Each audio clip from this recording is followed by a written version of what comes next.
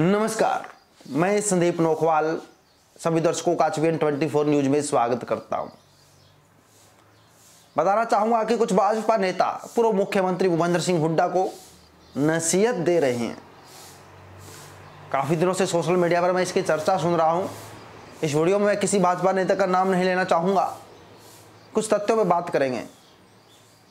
यहां पर काफी लोग भूपेंद्र सिंह हुड्डा के बारे में ओपीएस को लेकर भी आज ट्विटर पर आलोचना का सामना करना पड़ रहा है। बताना चाहूंगा कि ओल्ड पेंशन स्कीम को हरियाणा के अंदर बंद किया गया कांग्रेस सरकार के अंदर, और अब वापस करने की मांग भी पूर्व मुख्यमंत्री भूपेंद्र सिंह हुड्डा कर रहे हैं। तो लोगों की यह बात समझ में नहीं आ रही है, आलोचनाओं का सामना उन्हें करना पड़ रहा है। जी हाँ, आपको बता दें कि सरकारी राज में शायद वो केंद्र का प्रेशर हो सकता है या सेंटर का प्रेशर हो सकता है, या प्रेशर के अंदर उन्होंने ओपीएस को आनन फानन में बंद कर दिया, लेकिन उसके बाद ओपीएस को चालू करने की मांग नहीं तो उस टाइम उठी, मांग लोगों के द्वारा नहीं उठाई गई। जो ये मांग है ओपीएस की मांग अभी उठाई जा रही है। इसको लेकर आश्वासन दिया गया कि ओपीएस स्कीम को फिर से लागू किया जाएगा। हिमाचल प्रदेश के अंदर भी चुनाव से पहले आश्वासन दिया गया एंड उसके बाद चुनाव होने के बाद ओपीएस स्कीम को लागू कर दिया गया, यानी ओल्ड एज पेंशन स्कीम। है क्या ओपीएस स्कीम? मैं आपको बताऊंगा कि आज एनपीएस स्कीम लागू है।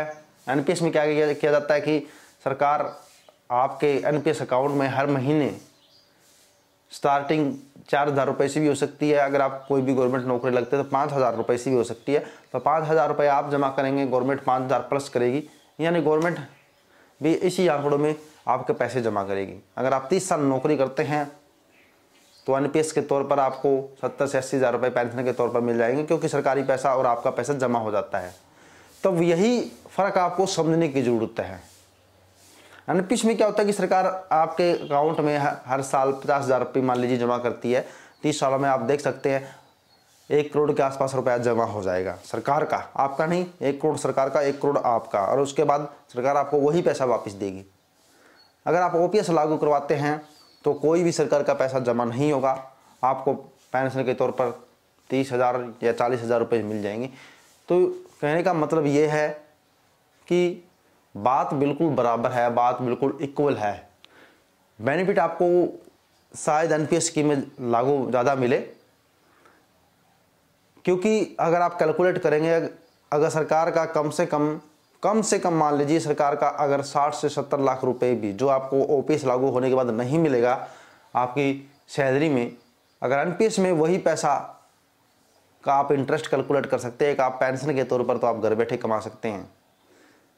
जी हाँ, तो इसलिए इन चीज़ों को जो सरकार बिल्कुल सही लेके चल रही है, लेकिन इसके अंदर जो मार्केट के अंदर निवेश किया गया एनपीएस स्कीम के अंदर, उसको लेकर कुछ लोगों का भरोसा नहीं है कि सरकारी कर्मचारियों का पैसा मार्केट के भरोसे है। लेकिन सबसे बड़ी बात यही है कि 5,000 रुपये अगर आपके अकाउंट से जा रहे हैं तो 5,000 रुपये सरकार के अकाउंट से भी जा रहे हैं। तो आपको घबराने की चिंता करने की कोई ज़रूरत नहीं है। मैंने कहा कि आप रिटायरमेंट तक आपका 2 करोड़ के आसपास पैसा एनपीएस स्कीम में जमा हो जाएगा। तो अगर एनपीएस घाटे में भी रहता है तो भी आपको 1 करोड़ रुपया तो आपका जमा किया हुआ रकम तो आपको मिलेगी। अगर प्रोग्रेस में जाता है तो भी आपको रकम मिलेगी। तो इस चीज़ को लेकर आपका क्या सोचना है? पहले क्या होता था कि ओपीएस लागू की जाती थी, आपका जो पैसा आप बचाते थे वो ओल्ड उस पेंशन फंड में जमा किया जाता था, उस पर आपको इंटरेस्ट मिलता था। अब आपका एनपीएस में जमा किया जाता है, आपको पैसा भी वापस मिल जाएगा, आपको पेंशन भी मिलेगी। यानी इक्वली तौर पर देखा जाए तो दोनों ही स्कीम में बढ़िया है। मेरे को ज़्यादा फायदा आपकी एनपीएस स्कीम में लगता है, ना कि ओल्ड पेंशन स्कीम से। इसके बारे में आप अपनी राय कमेंट कर सकते हैं। और हम शुरू में ही चर्चा कर रहे थे, कुछ भाजपा नेता पूर्व मुख्यमंत्री भूपेंद्र सिंह हुड्डा को नसीहत दे रहे हैं। तो मैं उन नेताओं से कहना चाहूँगा कि पहले आप अपनी सरकार में अच्छे काम कीजिए, फिर आप दूसरों को नसीहत दीजिए। क्योंकि भाजपा नेताओं से जिस प्रकार की नाराज़गी देखी जा सकती है जनता के बीच, वो नाराज़गी आप दूर नहीं कर पा रहे हैं। किसानों की नाराज़गी आप दूर नहीं कर पा रहे हैं। धरने प्रदर्शन जगह जगह हो रहे हैं, आपके खिलाफ जनता रोडों पर निकल रही है।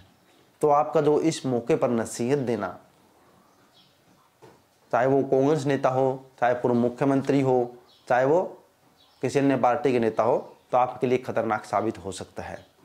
जहाँ तक ओपीएस की बात है तो ओपीएस लागू होता है तो भी सही है, नहीं लागू होता तो भी सही है। इसको लेकर आप अपने विचार कमेंट कर सकते हैं, लिख सकते हैं। जुड़े रहिएगा HBD 24 न्यूज़ के साथ। जय हिंद।